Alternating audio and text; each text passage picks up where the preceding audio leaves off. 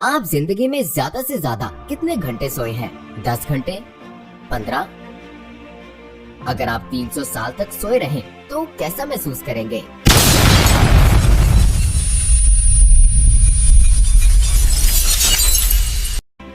जी हाँ, ऐसे लोग भी हैं जो 300 साल तक सोए रहे। इस वीडियो में हम ऐसे मोमिन नौजवानों की बात करेंगे जिनका ज़माना तो एक था लेकिन मुख्तलिफ मकामात पर एक दूसरे से नावाकिफ थे। हम असहाबे कहफ के बारे में बात करेंगे। तकरीबन सब ने ही अपने बड़ों या दीगर लोगों से असहाबे कहफ का किस्सा सुना होगा, लेकिन हम में से बेशतर लोग सिर्फ ये जानते हैं कि असहाबे कहफ 7 अफराद थे जो सैकड़ों साल तक सोए रहे। दर हकीकत हमें उनकी सही तादाद मालूम नहीं। इस वाक़े का मकसद उनकी सही तादाद जानना नहीं बल्कि कुछ और है। वो नौजवान कौन थे? वो अपने समाज से फरार क्यों हुए थे? उन्हें 300 साल तक क्यों सुला दिया गया? और वो कौन से अहम तजर्बे से गुजरे जिसे कुरान की सीरत बना दिया गया? इस्लामी और बाज़ दीगर रवायात की रोशनी में आइए मिलकर असहाबे कहफ का किस्सा सुनते हैं।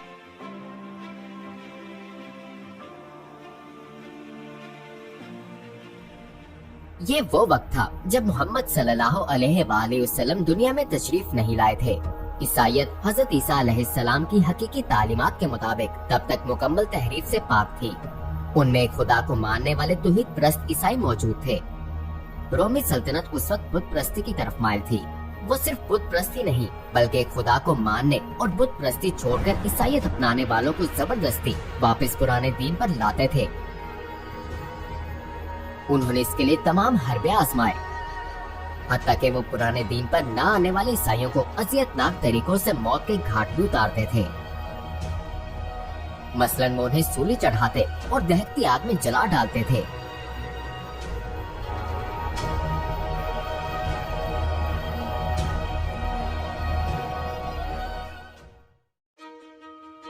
ईमान वालों की अक्सरियत कमजोर और गरीब थी। उनमें ऐसे नेक लोग भी थे जिनकी फितरत दौलत और आला ओहदों के बावजूद नहीं बदली थी। उन्हीं में से कुछ असहाबे कहफ थे जिन्हें 7 ख्वाबीदा अफराद भी कहते हैं। नौजवानों का ये गिरोह रोमी सल्तनत पे अहम ओहदों पर फाइज था। वो ईमान पर कायम थे मगर अपने ईमान को छुपा रखा था। ईमान वालों पर जुल्म और सितम देखकर उन्हें बड़ी तकलीफ होती थी। मोमिनों पर बरसने वाला हर चाबुक उन्हें शदीद ठेस पहुंचाता था। वो कुछ करना चाहते थे मगर आखिर क्या कर सकते थे? उनका ताल्लुक एक ही जमाने से था मगर वो एक दूसरे से नावाकिफ थे।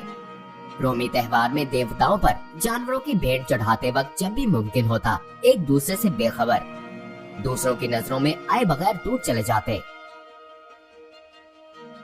और इन त्योहारों में शिरकत से इनकार कर देते थे। एक दिन लोगों में बड़ी अफरा तफरी और हलचल का समा था क्योंकि रोम का शहंशाह शहर के दौरे पर आ रहा था।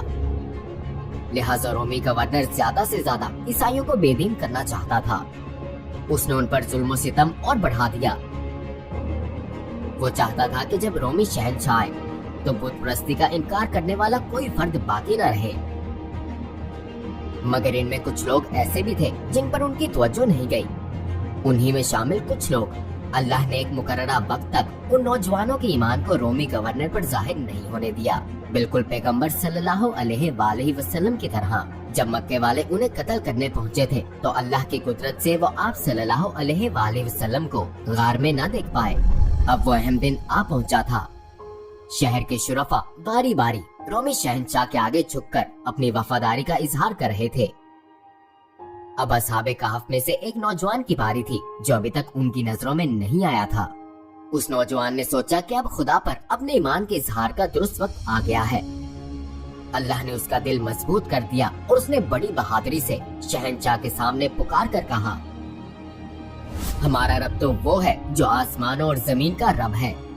हम हरगिज नहीं पुकारेंगे उसके सिवा किसी और माबूद को। अगर ऐसा हुआ तब तो हम बहुत गलत बात कहेंगे। नौजवान के इन जुर्रतमंदाना अल्फाज ने दीगर नौजवानों को भी हौसला दिया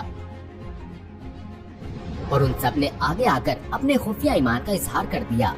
उन्होंने रोम के तमाम मुअज़्ज़िज़ीन के सामने अपनी आवाज बुलंद की, शहंशाह उन नौजवानों के सामने उनकी जबान से निकले हक के चंद कलमात की बदौलत रुस्वा हो चुका था। शहंशाह के इर्द गिर्द मौजूद लोग उन्हें कत्ल कर देना चाहते थे, लेकिन शहंशाह अच्छी तरह जानता था कि अगर इन नौजवानों को कत्ल कर दिया गया तो ये खबर पूरी रोमी सल्तनत में फैल जाएगी और ये नौजवान हीरो बन जाएंगे, जो वो हरगिज नहीं चाहता था। चनाचे उसने उन नौजवानों को पुराने मजहब पर लौटने के लिए 3 दिन का वक्त दिया। जुल्म, तशद्दुद, कुछ भी उन नौजवानों को ईमान से न हटा सका। ये नौजवान किसी तरह शहर से फरार हो गए और एक रास्ते पर चल पड़े। इस सफर के बाद, जिसमें कतमीर नामे कुत्ता भी साथ हो लिया था, वो अपने रब पर भरोसा करते हुए एक गार में पनाह गज़ी हुए, जिसके मुतल्लिक ख्याल ये है कि वो अंजलस पहाड़ पर वाक़े है। जब उनका पीछा करने वाले गार में दाखिल हुए तो खौफ के मारे भाग खड़े हुए। वो तकरीबन 300 साल तक इस गार में कैसे रहे, हम इसे सूरह कहफ की आयत से समझ सकते हैं। और अगर तुम उन्हें देखते तो तुम समझते कि वो जाग रहे हैं, हालांकि वो सो रहे थे। और हम उनकी करवटें भी बदलते रहे, दाएं और बाएं, और उनका कुत्ता अपने दोनों हाथ फैलाए हुए बैठा था दहलीज पर। अगर तुम उन पर झांकते तो उनसे पीठ फेर कर भाग जाते और तुम पर उनकी तरफ से हैबत तारी हो जाती। बिलाखिर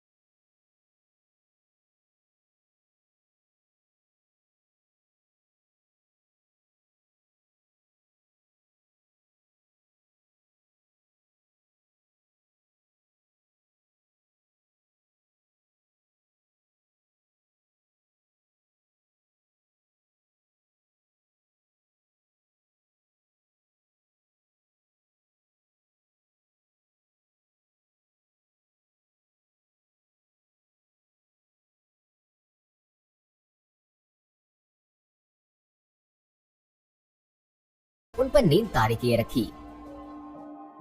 जिस दौर में वो बेदार हुए तब लोग आखिरत से मुतल्लिक शक में मुब्तला थे और ये बहस गर्म थी कि दोबारा जिंदा होना कैसे मुमकिन है। सदियों बाद बेदारी की इस वाक़े से सबको ये बात समझने और इस पर गौर करने का मौका मिला कि जिंदगी अल्लाह के हाथ में है। वो जिसे चाहे अपने बंदे को जिंदगी दे सकता है। वो इन नौजवानों की तरह उन्हें बरसों सुलाकर दोबारा बेदार कर सकता है। लिहाजा जो लोग मरने के बाद कब्रों में सो रहे हैं, उन्हें अल्लाह जब चाहेगा इस हालत से दोबारा जिंदा कर देगा और ये उसकी कुदरत के लिए कुछ मुश्किल नहीं है, क्योंकि जिस अल्लाह ने इन्हें बेदार किया वो हम सबको भी मौत के बाद दोबारा जिंदा करने पर कादिर है। उनकी बेदारी के बाद हजारों लोग जोक दर जोक असहाबे कहफ को देखने गार में पहुँचे और इन नौजवानों को देखा जो सदियों तक वहाँ सोए रहे थे। चनाचे आखिरत पर लोगों का ईमान, दूसरे अल्फाज में अल्लाह का मुर्दों को दोबारा जिंदा करने पर उनका ईमान मजबूत हो गया। लोगों से मिलकर ये नौजवान दोबारा गार में दाखिल हुए। वो अपने रब के हुजूर दुआ करते हुए सजदे में ज़ेर हो गए, जिसने उन्हें दोबारा बेदार किया था, और फिर कयामत तक के लिए मौत की नींद सो गए।